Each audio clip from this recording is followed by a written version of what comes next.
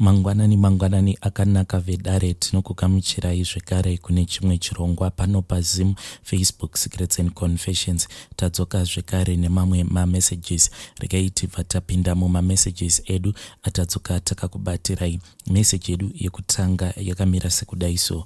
Anzi makadi zvenyu mukoma nashe, ndiri kukumbirawo kuti munge muchizondiposterawo nyaya yangu. Mukoma, I know kuti pamuchazoverenga my story, a lot of people vachati namata zvinopera, but vedwe ndanamata ndaedza, but the condition is not even getting better. Now that I am overseas, zvinhu zvacho zvava kutondiremera.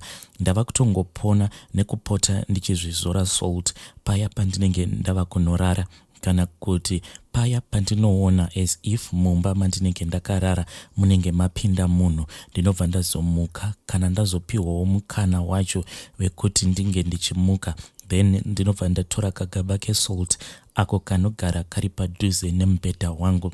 If I do not do that, I will suffer for the rest of the night, because zvinhu zvacho it seems as if zvinotoziva kuti munhu uyo ava kutopona nekutozora salt. Saka zvazvinoita sometimes zvinobva zvatondinyima mukana wacho wekuti ndinge ndichikwanisa kumuka, kuti ndikwanise kutora kagaba ikako kesalt kanogara kari padhuze nemubhedha wangu, kuti ndinge ndichizvizora kufesi kwangu. Mubhedha wangu mukoma, kana mukauona unogara wakangozara salt, because that is the only way that I can chase away this evil thing that is tormenting me. Zvinhu izvi pazvakatanga, to be more specific, ndainge ndava kuda kunotanga form 1 yangu sevanhu vekuti tainge tisina mari, then paiva nevamwe vatete vangu. Tete vangu ivavo mumhuri medu ndingangoti ndivo vega vaiva nemari, nanhasi uno tete ndivo vega vangangonzi vane mari. Apart from me, mumhuri medu hamuna kana akabudirira. Ndini ndega ndakakwanisa kunyora O level yangu ndisina kumitiswa, ndisina kuita sei. Vakomana vose vemumhuri medu vakangogumira muform 3. Hakuna kana akakwanisa kunyora O level kuvakomana vose vakazvarwa mumhuri medu. Kana vari vasikana, most of them vakazotonyora form 4 dzavo, but vamitiswa. Inini ndini ndega ndakakwanisa kutonyora form 4, form 5, ndikakwanisa kuzoendawo kuuniversity. But ndakati ndava kuuniversity ndo pandakabva ndazoshayirwa mari nevabereki vangu yekuti ndinge ndichienderera mberi nechikoro. Then I started hustling kusvika ndazoitawo nurse aid yangu, ndikabva ndakwanisa kuzouya kuno kwandiri. I am the only one uyo wamunokwanisa kungoti akamanage to break free from the chains of poverty. Vamwe vangu vose, all of my cousins, nevaningina vangu nemadzikoma angu, vose vanotoita sekunge vakasungirirwa pamuti, zviya zvekuti munhu wacho anoita like anokupa tambo so kuti umbofamba. Awa ndo mashoko andakatumidzirwa neimwe hanzvadzi yangu iri kuSouth Africa. Iye akangoti ndagara pasi ndikacherechedza upenyu hwangu, it is like pane munhu akasungirira tambo pagumbo pangu. Anoita sekunge anoona kuti apa pacho pandinenge ndava kuda kunopinda, ndinenge ndava kuda kubudirira. Munhu iyeye ndipo paanobva azodhonza tambo iyo yacho yaanoita kunge akandisungirira nayo pagumbo pangu. This was after hanzvadzi yangu yabva mukubirwa. Ameno kuti how many times achibirwa, kana kuri kunzi akazamawo kubatisa zvinhu, pangava pari pabhazi kana kuti namalaicha, zvinhu izvozvo zvinosvika zvadamejeka kana kuti zvinosvika zvashota. And we are used to this kind of a life. Takangokurawo zvinhu zvakangodai so.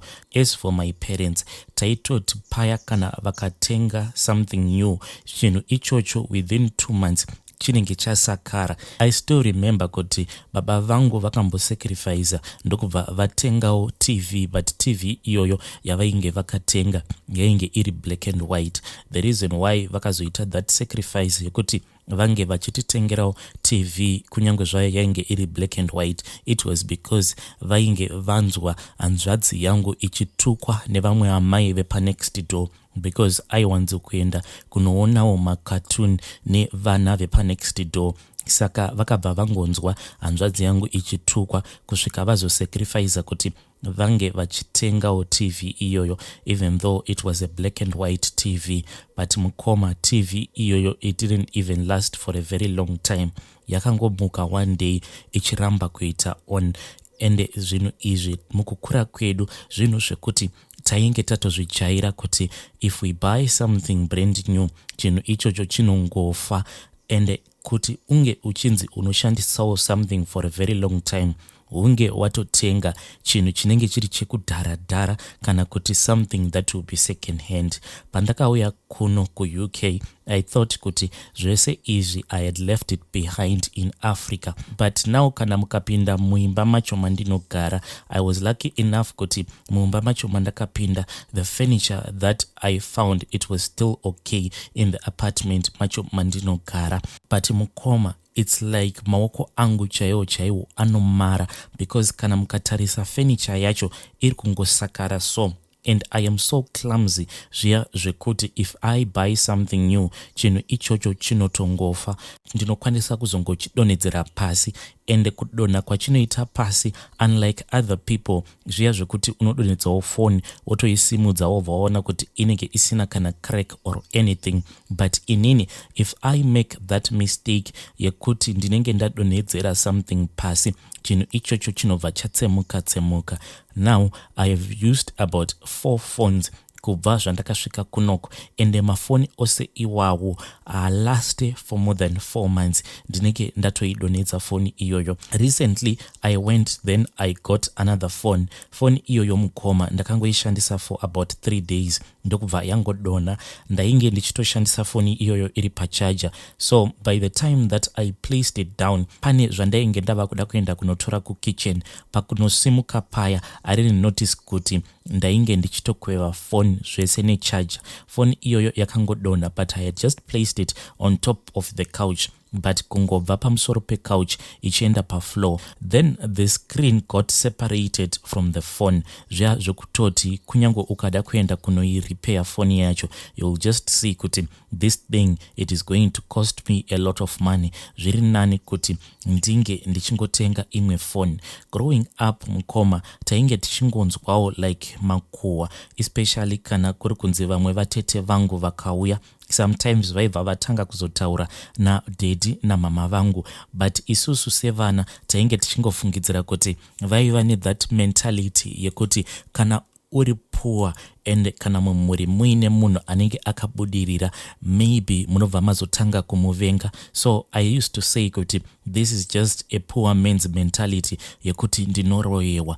But I still remember kuti vatete vaiti kana vakauya, she used to say a lot of bad stuff about mukoma wavo, vatete ivavo, who is more financially stable in the family than the rest of her relatives. Vaibva vatanga kutaura vachiti vatete ivavo hanzi vane kahari kavo kadiki kavanopota vachikurunga, so kana kuri kunzi vakaona sekunge upenyu hwako hunenge hwava kuita right, hanzi vanotora kahari kavo ikako vobva vatanga kukakurunga.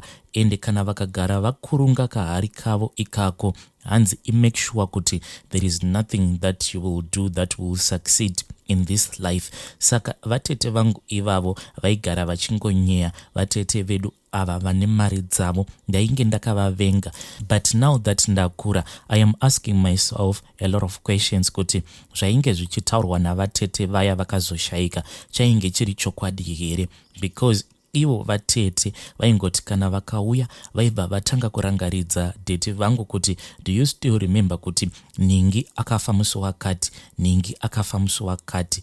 Ende now kana ndikatarisa madates ose awo avainge vachitaura kuti ningi akafa musi wakati, ndo zvinhu zvinongoramba zvichingoitika mufamily medu.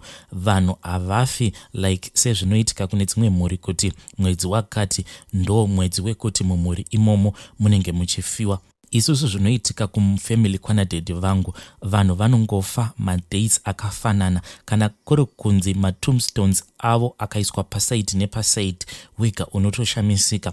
because vanhu vemumhuri medu vanongofa musi wa8 kana kuti musi wa9, zvisinei kuti munhu anenge afa mwedzi upi, but madates ndiwawo. Vanhu vanofa musi wa8 kana kuti musi wa9. So growing up, inini semunhu wekuti I had that ambition and I used to look up kuna vatete vangu as someone who was my inspiration. Saka ndainge ndakavenga anyone aita sekunge anokriticize vatete vangu, but pandakazotanga kuona kuti vatete vanenge vane moyo usina kunaka, because I thought kuti sezvo inini ndirini ndega ndakakwanisawo kusvika form 4 yangu, ndikanyora form 4 yangu ndikapasa without getting pregnant, because in the past I used to think kuti the reason why vatete vasina munhu wavanoda kubatsira mufamily mavo kana kuti kuvana vehanzvadzi dzavo kana kuti vana vevanin'ina vavo, it was because vana ava vainge vasingadi zvechikoro.